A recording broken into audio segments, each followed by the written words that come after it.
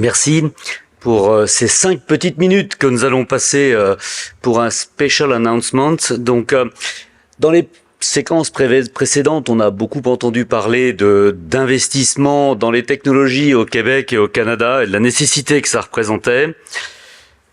On a pu remarquer qu'il y a énormément d'entreprises très intéressantes et que le Québec ainsi que le Canada se battent à armes égales en matière de création de propriété intellectuelle, d'entrepreneuriat, de venture capital aussi.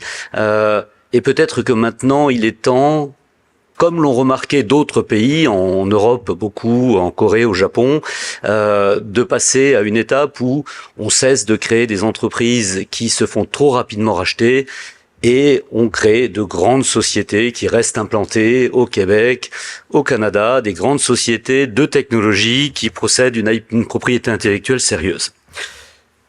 Maintenant qu'on va parler un peu de ce qu'on fait en Europe, je vais passer en anglais. Since 15 years, Jolt is funding companies in Europe which are IP-rich, medium-sized to growth companies in technology. So we turned many companies into world leaders. Many, not that many, but a few.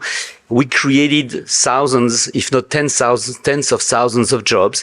And in addition to that, we changed a few things. Your facial recognition in your iPhones is coming from one of our companies, which scaled from 100 people to 10,000 people in 5 years. We can do that. We can do that by working together. We can do that by being great technology companies and inventing a lot with our scientists and so on. Et on a fait ça, en plus, en générant des jobs, de la propriété intellectuelle, de la souveraineté, mais aussi en générant des retours à peu près sur 15 ans depuis qu'on existe, approximativement de 20% par an. Donc on peut joindre l'utile à l'agréable. Et donc l'annonce, c'est que nous avons décidé d'implanter Jolt Capital avec notre siège Amérique du Nord à Montréal.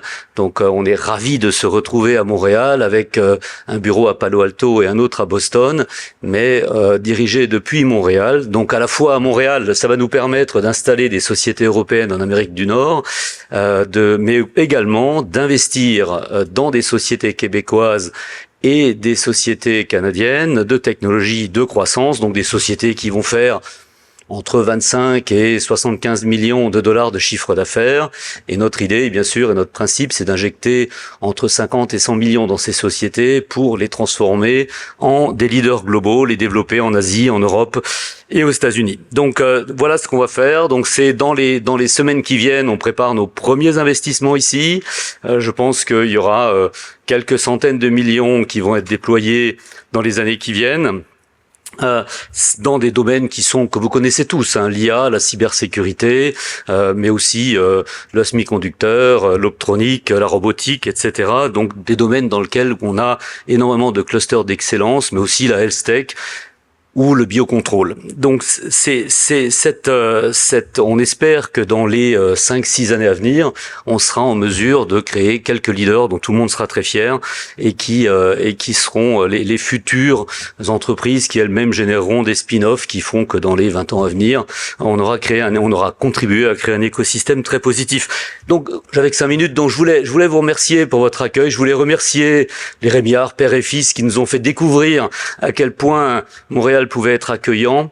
Michel Boisvert qui nous a ouvert les yeux sur le fait qu'il fallait d'abord aller à Montréal et après seulement nous irons ouvrir à Tokyo et à Séoul. Donc merci à tout le monde, merci aussi à Invest Québec qui a été extrêmement helpful pour mettre en place ce bureau et commencer les premiers investissements, du moins. Donc j'espère que l'année prochaine, on pourra être ici et vous montrer les premières grandes sociétés financées localement et qui seront certainement de futurs leaders mondiaux. Voilà, je vous remercie.